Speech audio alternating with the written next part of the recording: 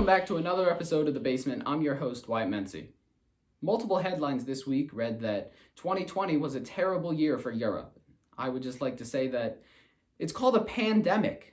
It's a terrible year for everybody, not just Europe, the whole world. Another news article this week read that 2 men in Nashville jumped off of a hotel roof while wearing parachutes, which isn't news. That's just someone doing something safely. That'd be like saying a woman plans to travel across the entire Atlantic Ocean while on a cruise ship. It's not news. And after 50 years, a woman is finally retiring after being a school crossing guard. Which makes sense. I mean, it's probably hard to be a school crossing guard this year.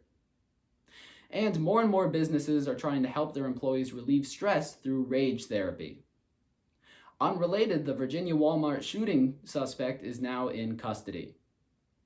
And this week, tapes were released where Trump is pressuring the Georgia Secretary of State to find more votes.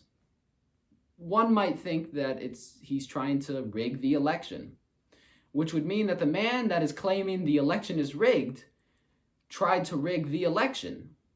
That'd be like if someone was saying COVID wasn't real and then didn't wear a mask, and then they got COVID. What a crazy world that would be if both of those things happened to the same man. Crazy. Our movie review for this week is Parasite, the winner of Best Picture in 2020.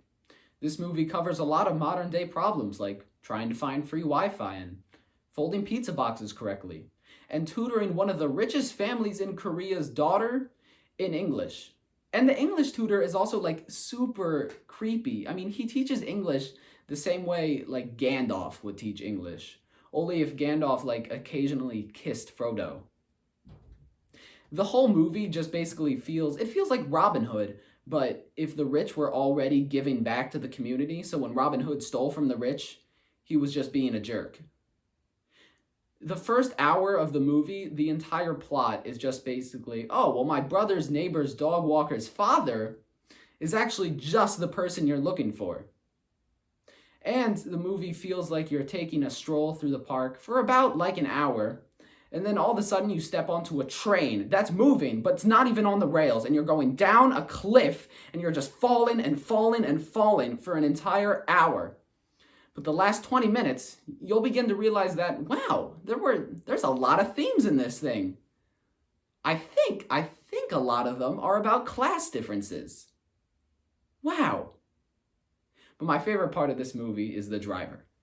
He never is watching where he's going. The entire time he's driving, it's just basically, oh, hey, how was your day? That's it. It's a miracle that he got anywhere alive.